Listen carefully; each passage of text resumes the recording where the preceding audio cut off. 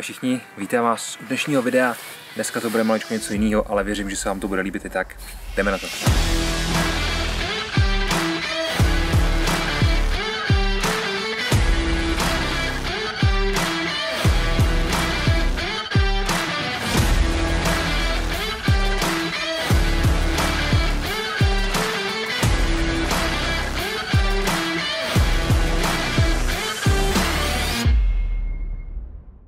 Jak jste mohli zaregistrovat na sociálních sítích, tak v poslední době jsem strávil asi 7-8 dní v Rakousku a dneska bych vám tedy chtěl říct, co jsem sebou měl za věci, víceméně, jak jsem s nimi byl i spokojený, ale taky co bych změnil. Nejsem žádný velký horal, který by strávil všechen svůj volný čas někdy v bivaku a měl všechno naprosto vychytaný, takže jsem udělal samozřejmě pár chyb, který si tady můžeme třeba dneska zmínit.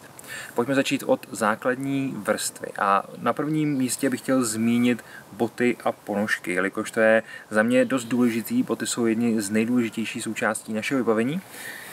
Zvolil jsem tady proto samozřejmě svoje věrný Zefiry od společnosti Lova. Jsou to výborné boty, jsou to takový tvrdší botasky, takový pokojíček na vaší nohu, jelikož jsou opravdu velmi pohodlný, skvěle se v nich chodí, nabízí dobrou stabilitu, dobrou voděodolnost a jsou lehký. Takže na takový ty dlouhý štreky, kde nepočítáte úplně s náročným terénem, což se nám tam párkrát nepovedlo, to si řekneme třeba někdy příště. Nicméně, když nepočítáte s nějakým hodně náročným terénem, tak tyhle boty jsou opravdu výborný.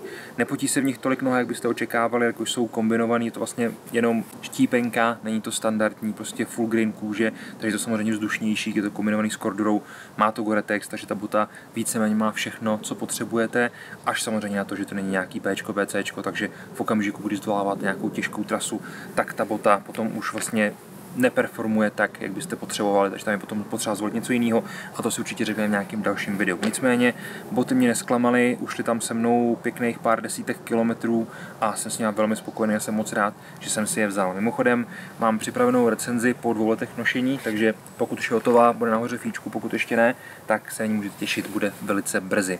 Co se týče ponožek, říkal jsem si, proč zmiňovat ponožky, ale ponožky jsou vlastně velice důležitou kombinací s těma botama jako takovejma. Protože když zvolíte špatně ponožku, tak se vám to může vymstít. Především samozřejmě v zimě, ale i v létě, kdy potřebujete, aby ta noha dejchala, aby ten pot se odváděl a tak dále. V tomhle případě jsem zvolil 3sezónní ponožky od Lovy, jsou to pročka, je to ta Pro verze, dávám dolů samozřejmě odkaz, můžete mít odkazy na všechno, co tady budu zmiňovat, tak všechno najdete dole v popisku nebo nahoře v ičku, pokud už na to třeba hotový to video jako takový. Nicméně, tyhle ponožky mě hrozně překvapily. Mám spoustu ponožek outdoorových, trackových, mám český vojenský ponožky, které si nemůžu vynachválit. Jsou to vlastně 3sezónní, mám je 10 let a jsou furt dobrý, což mě překvapuje, jo, z 6 párů. Mám už tak jenom 3, které se dají používat, ale jinak jsou to velice dobré ponožky. Ale mám tyhle dvoje a došlo to vlastně k tomu, že jsem je jenom přepíral a používal jsem je na jeden na druhý den, protože jsem opravdu nechtěl nosit nic jiného. Ty ponožky jsou udělaný, tvarovaný tak, aby byly na pravou a na levou nohu, skvěle na té noze držej a opravdu v kombinaci s těma botama potom jsou nenahraditelné. Za mě velice dobrý výběr. Co se týče nějakého oblečení, který jsem měl na sebe, trička asi standard, víceméně outdoorový košile, který ke mně už tak nějak patří, který tady na těch videích můžete vidět. Ty 3 jsou od Helikonu, zase dole budete mít odkazy. Co v nich vidím, v čem jsou suprový? Jsou suprový v tom, že dokážete vychytat takový ten poměr mezi zimou a teplem, to znamená, nemusíte hnedka na sebe balit nějakou mikinu, ale jste schopný si vzít košili, která je ve výsledku malá, je lehká, schováte ji skoro i do kapsy, ale dokáže vám poskytnout takovýto klima a zároveň je to taky příjemný to nosit. Před větrem vás to tak nějak víceméně ochrání. Zkrátka jsem moc rád, že jsem je měl s sebou. Co se týče kalhot, hodně jsem používal kraťasy OTS od společnosti Helicontex z jednoho prostého důvodu. Jsou vzdušný, jsou kompletně elastický. Naprosto parádní věc. Samozřejmě v okamžiku, kdybyste v tom někde chtěli horolezčit nebo dělat něco podobného, tak ten materiál se vám může zatrhnout. Není to nic jako šíleně odolného, od čeho bych očekával, že to se mnou projde feraty a budu se v tom válet v nějakým bodláčí a nic na tom nebude. Jo? Takové kalhoty to opravdu nejsou, ale co se týče tohohle z toho chození standardního, středně těžké turistiky, nějakého toho treku, jsou to výborné kalhoty. Skvěle se v nich leze po nějakých šutrech, jelikož jsou elastický, takže vás to nikdy nelimituje. Samozřejmě jde o to si zvolit správnou velikost. U nich doporučuju, když budete mezi velikostma, budete mít L, ale spíš to bude XL, zvolte si L. Ty kalhoty se velice rychle roztáhnou, tím, že jsou kompletně celý elastický. Samozřejmě při vyprání se trošku smrsknou, ale už se to nevrátí nikdy do toho původního stavu. Takže je dobrý je mít spíš akorát, jelikož opravdu povolej, a kdybyste si zvolili třeba o číslo větší, protože nevím, je vám to pohodlnější, tak opravdu ty kalhoty se především v pase vytáhnou a už vám to potom nebude držet tak, jak byste si představovali.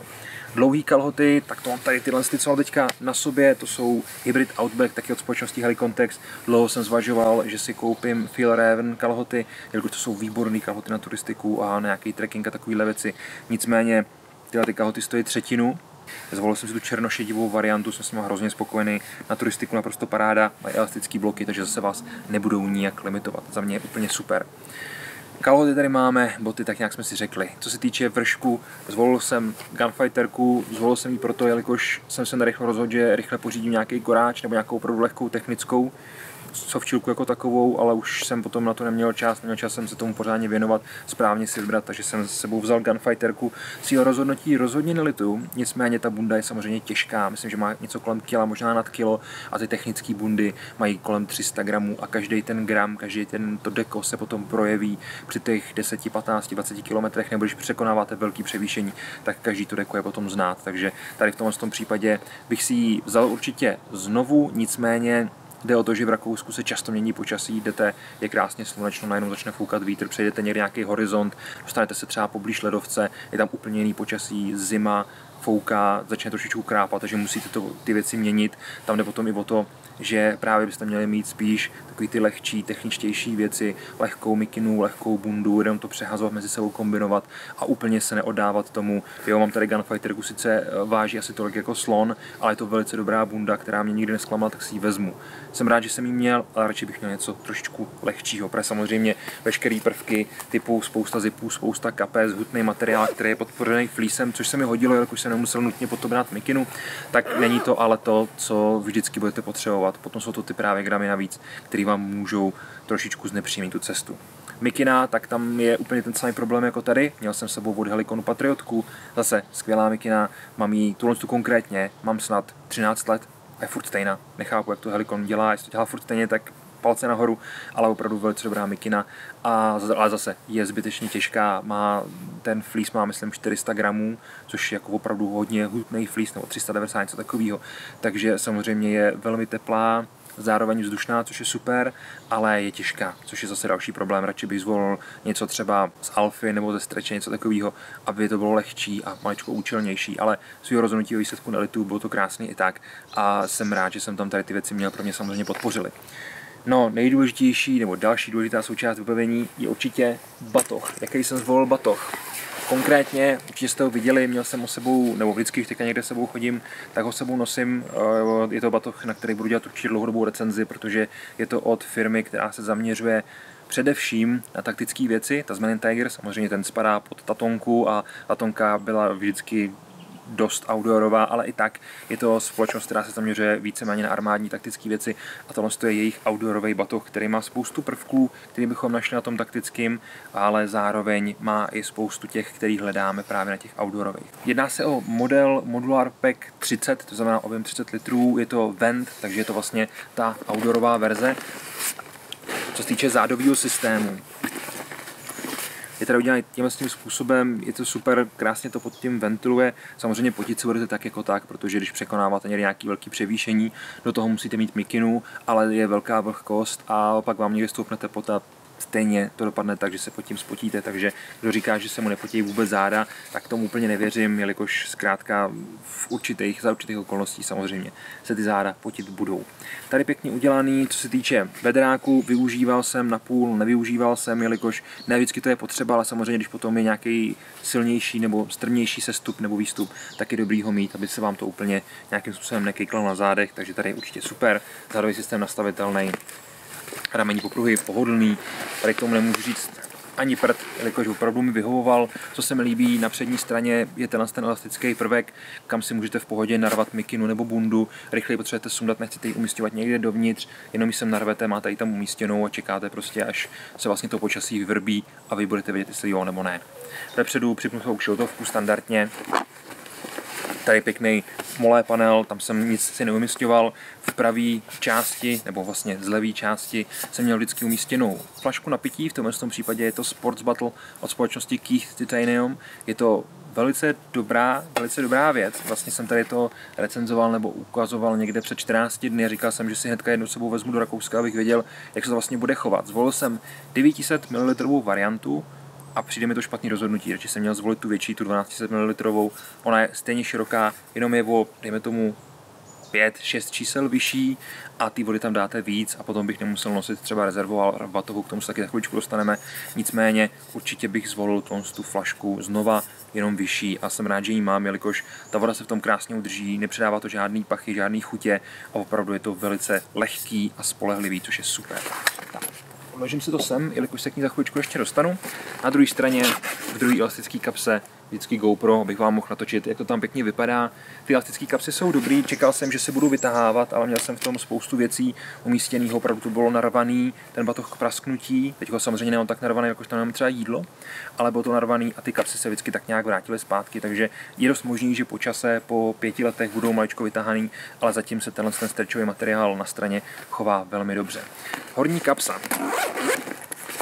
Co do horní kapsy, tak tady jsem měl vždycky umístěný osobní věci, peněženku a takovýhle kravinky, vždycky zmenšený certifikát, kdyby chtěli někde vidět náhodou nějaký kontrole o tom, že znáte to, tam v Rakousku vlastně platí 3G, to znamená, buď to jste prodělali COVID v posledních 180 dnech, nebo jste naočkovaní, anebo máte negativní test. Já jsem v tom případě prodělal, takže jsem měl svou potvrzení různý a samozřejmě i protilátky a měl jsem to takhle pěkně zmenšený, vlastně úplně na malou úroveň, abych to když tak někomu někde mohl ukázat, jelikož jsem sebou nechtěl tahat velký A4, přijde mi to zbytečný, když je to mám zalaminovaný, kdyby jsme někde zmokli, tak aby to samozřejmě vydrželo, protože v tom případě musím se přiznat, že v Rakousku to nekontrolovali, až mě to překvapilo, jak k tomu Rakušáci byli víceméně, nechci říct, že jim to bylo úplně volný, ale zároveň to úplně neřešili. Především potom na těch horských chatách, tam opravdu to bylo, přijdete, najíte se, odcházíte, ale potom v těch městech větších, jako je třeba Hallstatt, Salzburg, samozřejmě tam jste vždycky museli ukázat certifikát. Nahoře v kapsičce náhradní baterky pro GoPro a zapalovač od Klogiru, takový ten žárovej, aby vám to nezhaslo, nicméně stejně jsem zažil vítr, bylo to na Glockneru, vlastně u Passier Glacier, to byl vlastně ledové strej tam je, Pasterze Glacier, a tam byl takový vítr, že ani tohle se mu nechtělo úplně fungovat, takže jo, je to super, ale samozřejmě má to své plusy i minusy. Potom paracord na cokoliv, co je potřeba, vyměnit tkaníčky, udělat někde si něco rychle připevnit a tak dál. Zároveň je to paracord, který má uvnitř hořlavý vlákno, není to zápalnice, ale krásně to hoří i za větru, když se to zvlhne, tak to stejně hoří. Opravdu velice dobrá věc, chci na to natočit potom video, abyste viděli vlastně, co to všechno umí, jelikož je to super. Samozřejmě ten paracord potom už nemá takovou nosnost, není to žádných 300 kg, myslím, že to je 150, ale i tak si myslím, že to je velmi dobrá věc a je dobrý ho trošku u sebe mít. Tak, když jsme si prošli tenhle hlavní kapsu. Ve spodu, co se mi na tom batohu líbí, tak máme oddělenou kapsu, kde jsem měl vždycky oblečení. V tomhle případě tady mám umístěnou právě tu patriotku, abyste to viděli, která tam samozřejmě zastupuje potom takovou tu teplejší vrstvu, ale vždycky jsem to měl oddělený, což je super. Rozepnete ten spodek, vytáhnete to, dáte tam třeba bundu, vrátíte zpátky, nebo tam nemusíte mít nic a můžete s tím fungovat. Samozřejmě ta komora vevnitř je rozdělená, ale vy si ji můžete rozepnout, aby to byla jeden současný tunel, jedna současná komora, což je taky super. Tak. Na horní straně, v tom víku jako takovým, jsem nosil zase nějaké osobní věci a taky jsem tady měl tu věc. Jste to určitě viděli, pokud jste viděli to video na tu flašku. Nicméně je to taková malá brašna, takový pouzdro na tu flašku od společnosti Keith. Vy si ji vlastně do toho jenom umístíte a můžete si ji hodit přes rameno a nosit ji, což mi přijde naprosto geniální. Z začátku jsem si říkal, že tohle pouzdro třeba úplně nebudu tolik využívat, ačkoliv měkčený a tak dál, ale pak se dostanete do situace, kdy přijíždíte třeba někam autem a teď je před váma třeba vodopád a vy se tam chcete jít podívat a je to 2-3 kilometry a nechcete si sebou brát celý velký batoh, ale chcete sebou mít pití. No tak je úplně super, že si to vlastně vrazíte do téhle brašny nebo do toho pouzdra, hodíte si to přes rameno a jdete si jen tak s pitím, což je super. Trošičku mi tady chybí nějaká kapsa třeba na tom navíc nebo nějaký jenom vložný pouzdro na nějakou blbost, aby jsme zkrátka sebou mohli mít. Takže tohle z toho hodnotím určitě kladně, jenom mi tam chybí ta kapsa, ale i tak je to naprosto super řešený a hodně jsem to využíval. Tak, co jsem tady měl dál? Když to rozepneme, když jsme to viděli, tak nějaký jídlo, samozřejmě mám rád sušený maso, ať už od Adventuremanu, od kohokoliv jiného. Na straně máme potom 2 kapsy, v jedné kapse jsem nosil energetickou čokoládu, protože to je věc, kterou miluju. Za prvý to hrozně dobře chutná, za druhý to opravdu cítíte, že vás to trošičku posune, je to hodně o hlavě, ale i tak si myslím, že ten kofein v tom má smysl, především pro ty, kteří úplně nepijou kafe. Na druhé straně potom další vložná kapsa, ta je teda dlouhá, to není úplně standardní malá, ale je opravdu až úplně dolů.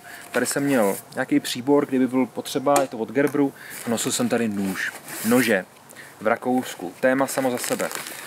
Rakousko je z těch zemí asi nejmírnější, co se týče vnímání těch nožů.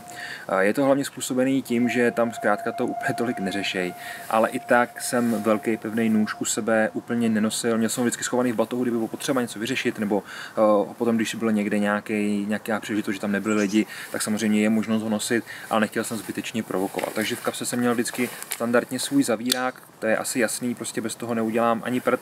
A v druhé kapse ještě, to jsem zapomněl říct, vždycky malou svítilnu, v tomhle případě myslím, že to je E2 od společnosti PowerTech.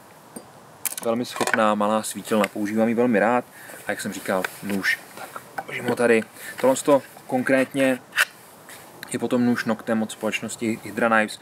Moc pěkný nůž na bushcraft, přežití v přírodě, samozřejmě zpracování masa. Má krásně tvarovanou čepel a je opravdu velice zajímavý.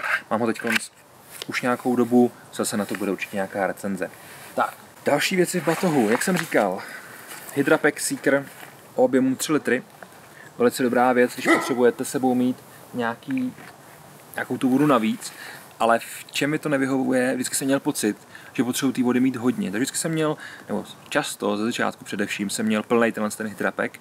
Měl jsem v tom 3 litry vody nebo 2 litry vody a samozřejmě 2 litry jsou 2 kila. A 2 kila na 15-20 km, kdy překonáváte 400-500 metrů převýšení, je už docela dost. Takže v tom případě jsem potom to stejně dělal tak, že jsem měl buď to třeba jenom litr tady na boku, právě proto bych tady měl třeba radši 1200, bez tohohle z toho, jelikož já úplně moc nepiju, především v počasí, jaký bylo v Rakousku, kde bylo furt hodně vlhko, teploty kolem nějakých 20 stupňů, takže tam úplně to nebylo tak šílený, ale pochopitelně ty 3-4 litry za ten den vypijete, ale co je super na Rakousku, tak tam kamkoliv přijdete, jakýkoliv point si dáte a dosáhnete ho, tak tam je prostě horská chata, mají tam super pivo, ale dobře se tam najíte, takže v tomhle případě je to úplně ideální. Další věci. Možná jste si všimli, že tady na tomhle levém popruhu ramením jsem měl umístěnou tkaničku, to je na ten monokulár od společnosti Vortex. Za prvý se s ním krásně pozoruje okolí, za druhý je to dobrý pro orientaci v přírodě. Jedná se o Solo 8x36, tedy 8násobný zvětšení a je to vlastně ta taktická verze, která tam má v sobě takovou tu osnovu, abyste mohli odhadovat vzdálenost a tak dál. Je to pěkná věc a musím říct, že díky tomu jsem si užil nějaký věci víc. Když jste třeba brzo ráno na Grossglockneru, tak můžete pozorovat, jak postupně vystupují horolezci nahoru. Bohužel nám se to úplně nepovedlo, jelikož bylo pošklivo, hodně mračno, takže jsme to úplně neviděli. Tak, další věc je věc, kterou se vždycky tahám, je to ten rychloschnoucí ručník od společnosti Snook Pack, protože nikdy nevíte, co se vám stane a je super, že to můžete potřeba někde hodit, sednout si na to, lehnout si na to. Když se chcete projít řekou, vycáchat se někde, můžete se potom otřít a nemusíte vůbec řešit, že musíte vosknout, takže super. No a tady nahoře taková poslední věc, kterou tady mám umístěnou, je to lékárnička. Zvolil jsem si lékárničku od Templáře, moc pěkně udělaná. Uvnitř nenajdete úplně nic šíleného, nejsem ten člověk, který by sebou nosil úplně všechno, co zkrátka ho napadne, ale mám tady takový základní věci. Měl jsem tam vždycky respirátory, nějakou dezinfekci, měl jsem tam náplasti, ať už na puchejře, taky standardní, měl jsem tam samozřejmě daný nějaký prášky, ať už na bolest, ať už na nějaký střevní, žaludeční problémy a tak dále, protože vás to pak někde chytne nahoře, tak to není nic příjemného. No a mám tady umístěnou, nosil jsem tady i krém na opalování. Teď možná se někdo začne smát, ale věřte mi, že spálit se někde takhle, tak vám to může hodně znepříjemnit ten pobyt. Takže kor v tom Rakousku, kdy jdete a najednou vysvětne slunce, najednou zajde, najednou to začne pálit, přestane pálit, tak je super to se sebou mít, jelikož někde se trošku domazat za krkem a tak dál, je to vždycky lepší, než to nemít a potom toho někde litovat. No a poslední věc, kterou jsem zjistil, že se naprosto parádně vejde do téhle lékárničky, mám tady v přední části a teď by někdo možná čekal, že vytáhnu třeba škrtidlo nebo něco takového. V této kapse mám schovanou malou placatku od společnosti Keep Tactical, je to Jack 120 ml a v tom jsem vždycky nosil nějaký dobrý rum, jelikož když takhle člověk někde nahoře vyleze, tak by se měl odměnit a není nic lepšího než kousíček Coca-Coly a dát si k tomu trošku dobrýho pití, takže to jsem měl sebou jen tak pro stříčka příhodu a je naprosto super, že se mi to sem takhle vleze a je to vlastně první pomoc, což tak nějak i platí. No, přátelé, jak jsem říkal, kdybych měl zhodnotit věci, které bych udělal jinak, určitě bych si sebou vzal lehčí věci, to znamená lehčí bundu. Nemyslím tím teďka třeba co se týče zateplení, ale určitě co se týče vlastně té hmotnosti jako takový. Určitě bych si vzal lehčí bundu, lehčí mikinu, něco techničtějšího, protože dohromady to může udělat třeba kilo, což může být litr vody, anebo samozřejmě i příjemnější cesta někde nahoru. Ten batoh sám za sebe má asi 1,5 kg, což není úplně takový problém. Samozřejmě nějaký ospreje a outdoorový batohy můžou mít kolem 700 gramů kila, potom je to zase hrozně znát, ale i tak jsem s tím batohem byl velmi spokojený. Já myslím si, že žádná kritická chyba v tomto případě nenastala. V příštím videu, který bude navazovat na tohle, ještě uvidím, kdy ho přesně udělám, kdy ho přesně vydám, tak se pobavíme o tom Rakousku, kde jsme vlastně přesně byli, na co si máte dát pozor, co sebou, kam jsme se vydali, co bychom třeba udělali jinak, co se týče té cesty a tak dál. Takže tam bude zase spousta informací a věřte mi, že oblast těch vysokých taur, kor potom kolem toho Neukirchnu a Mittersilu je to opravdu nádherný. Samozřejmě jako celý Rakousko, tam je toho spousta k vidění, ale tady ta oblast konkrétně mě hodně zaujala. No přátelé, kdyby vás něco napadlo, chtěli se na něco doptat, určitě využijte našich komentářů, tam na mě můžete klidně napsat, nezapomeňte nás lajknout, sdílet, odebírat a tak nějak to bude asi všechno. Děkuji moc za vaši pozornost, mějte se krásně a někdy příště. Ahoj.